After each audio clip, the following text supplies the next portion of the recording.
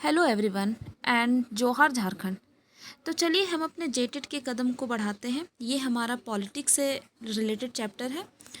तो आज के इस वीडियो में हम लोकतंत्र डेमोक्रेसी के सबसे अहम पहलुओं जैसे समानता, धर्मनिरपेक्ष, दिव्यांग अधिकार और समाजीकरण को बहुत ही आसान भाषा में कवर करने वाले हैं।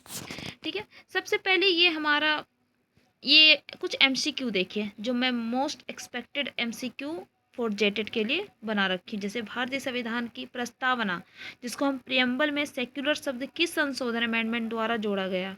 ठीक है। सेकंड, जैसे धर्म की स्वतंत्रता, फ्रीडम ऑफ रिलीजन किस आर्टिकल के तहत आती है, देख रहे हैं, आर्टिकल 25 टू 28। इस तरह करके मैंने 20 most expected question for JTET के लिए। सबसे पहले हम चैप्टर को रेडी करते हैं अच्छे से, और मैं इस चैप्टर को सेक्शन वाइज डिवाइड कर रखी हूँ ताकि आप लोग अच्छे से इसको पढ़ें। Then what you will learn today, इसमें आप क्या पढ़ोगे। सबसे पहले देखिए part India secular constitution, Bharat का धर्मनिरपेक्ष संविधान पढ़ेंगे। ठीक है। जैसे भारतीय संविधान की सेकुलरिज्म का असली मतलब क्या है, सर्वधर्म समभाव की अवधारणा क्या है। सेकंड पढ़ेंगे इक्वालिटी एंड स्ट्रक्चरल इनइक्वालिटीज, समानता और उसके व्यवहारिक रूप पढ़ेंगे। ठीक है, जिसमें यूनिवर्सल एडल्ट सफरेज पढ़ेंगे, समाज के मौजूद कास्ट जेंडर इकोनॉमिक असमानता जो है। तीसरा हम लोग पढ़ेंगे educational inequality and dignity divide, शिक्षा में जो असमानता आ रही है।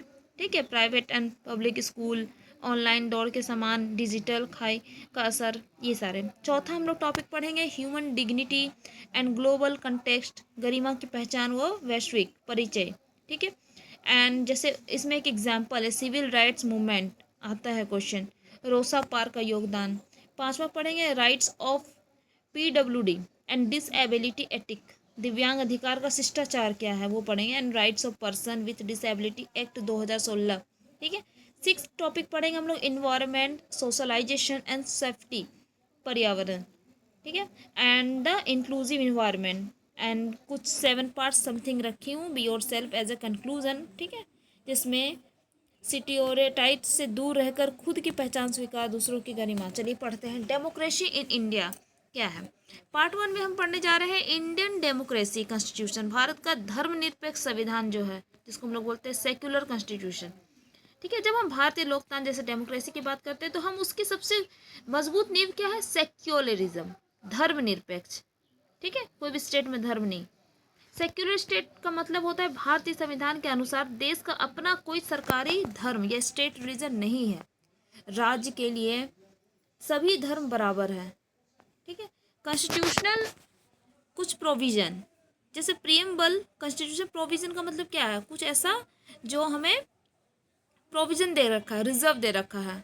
प्रियम्बल में ये कहता है, जो 42nd अमेंडमेंट है जो 1976 के जरिए सेक्युलर शब्द को संविधान की प्रस्तावना में जोड़ा गया था। ये क्वेश्चन था ना, कौन सा अमेंडमेंट याद रखिएगा, 42nd अमेंडमेंट जो 1976 में जोड़ा गया था, किस शब्द को, सेक्युलर शब्द को।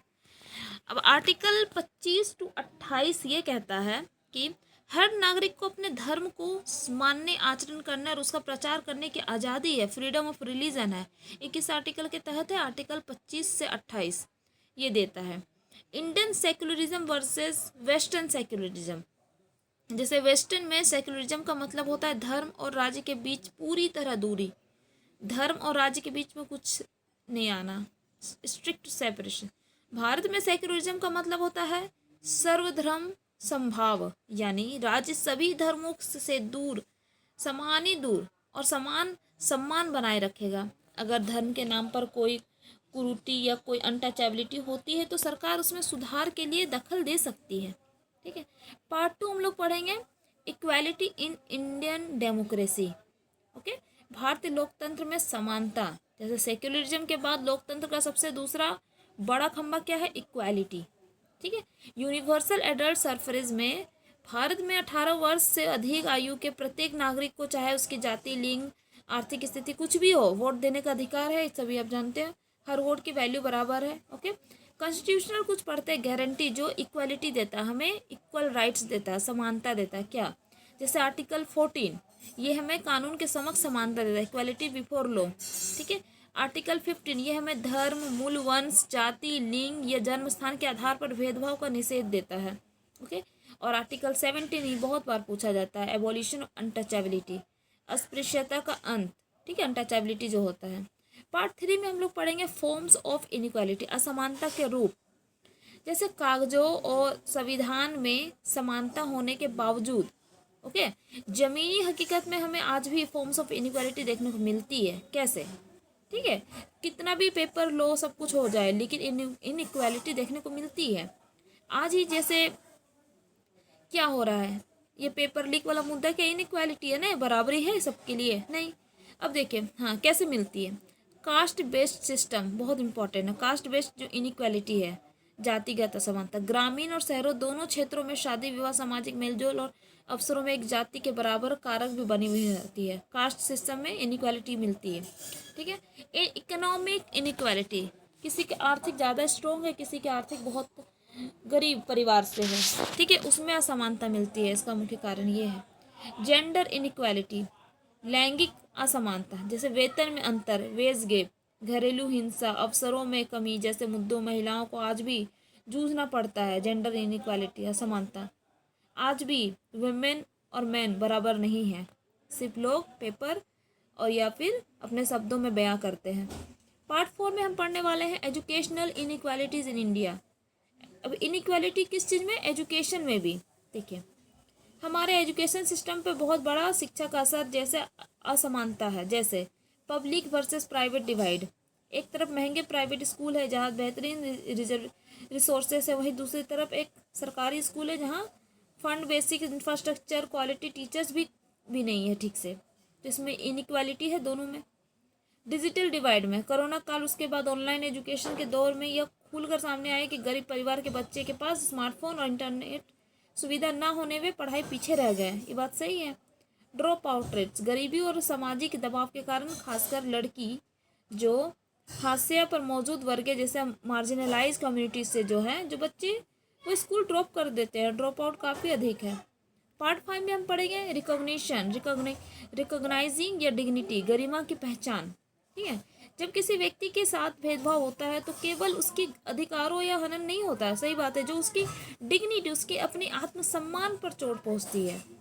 लोकतंत्र में सिर्फ कानून बना देना काफ़ी नहीं होता। जब तक हर व्यक्ति को इंसाफ होने के नाते सम्मान नहीं मिलता, तब तक सच्ची समानता संभव नहीं है। जैसे हमारे बी आर अम्बेडकर किस लिए जाने जाते हैं?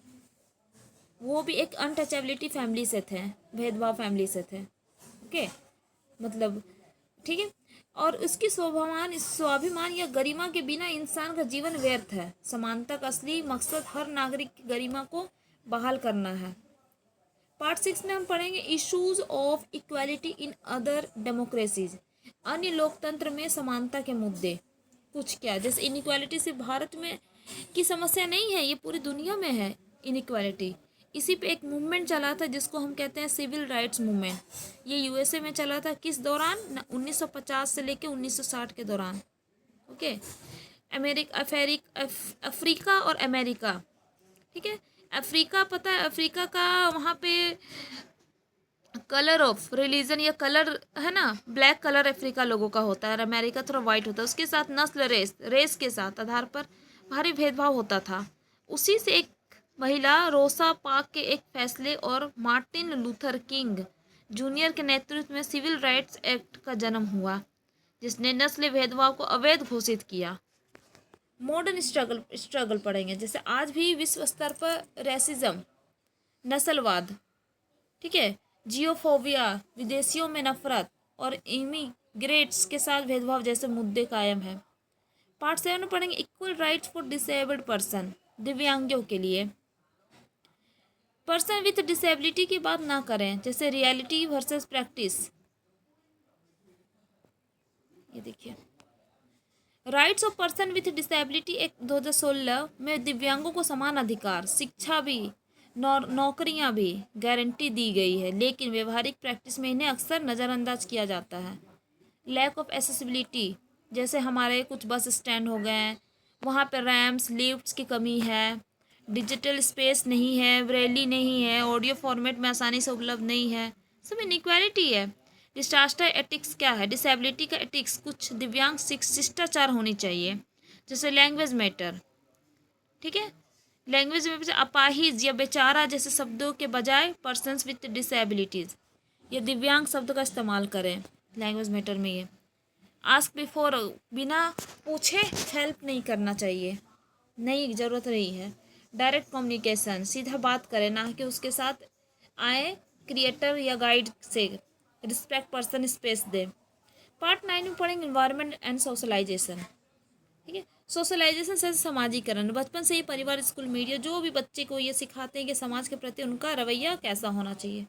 इंक्लूसिव एजुकेशन, इन्वायरमेंट होना चाहिए। अगर हमें स्कूल और घर माहौल ऐसा हो जहाँ हर बच्चे को, चाहे वो किसी भी जाति, लिंग या शारीरिक क्षमता का हो, स्वीकार किया जाए, तो समाज से भेदभाव अपने आप खत्म हो जाएगा। Safe touch and healthy boundaries, बच्चों को कम उम्र से ही सेफ टच, सुरक्षित स्पर्श और अनसेफ टच के बारे में जागरूक कराना जरूरी है, ताकि वे अपने शरीर की सुरक्षा कर सके और दूसरों की पर्सनल स्पेस की इज्जत करना सीखें। तो हम लोग इसमें क्या पढ़े हैं, क्या आचरण का टिकाव करते हैं। जैसे ऑथेंटिसिटी, समाज के स्टीरियोटाइप जो और प्रिजुडियस के दबाव में आकर अपनी पहचान ना खोएं। Okay. Self acceptance and empathy, खुद को वैसे ही स्वीकार कर जैसे आप हैं, बी योर सेल्फ। एंड दूसरों को भी बिना किसी जजमेंट के स्वीकार करने का हौसला रखें। कंक्लूजन क्या कहता है, एक मजबूत लोकतंत्र तभी बनता है जब उसमें रहने वाले हर नागरिक निर्भीक होकर खुद को एक्सप्रेस कर सके और दूसरों की गरिमा की रक्षा कर सके। ये है हमारा MCQ 1, 2। आप लोग इसको पॉज करके देखिएगा। आप चैप्टर पढ़िए। चैप्टर पढ़ने के बाद इस चैप्टर वाइज हमने कुछ MCQ तैयार किया है। बस आप लोग अपना इसने सारी चीज़ों को आप लोग देखिए, समझने की कोशिश कीजिए। और इससे पहले हमारा हिस्ट्री का सीरीज चल रहा था, वो भी चल ही रहा है, लंबा चैप्टर है। ये मैं पॉलिटिक्स का चैप्टर स्टार्ट की हूँ। ये हमारा फर्स्ट चैप्टर है पॉलिटिक्स का। आप लोग इस वीडियो में बने रहिए, जिससे मैं और मोटिवेट होकर वीडियो बनाऊँ। आप लोग वीडियो को शेयर कीजिए, लाइक्स कीजिए। मैं बहुत इसको सारे क्वेश्चन को पढ़ के अलग से वीडियो बनाती हूँ।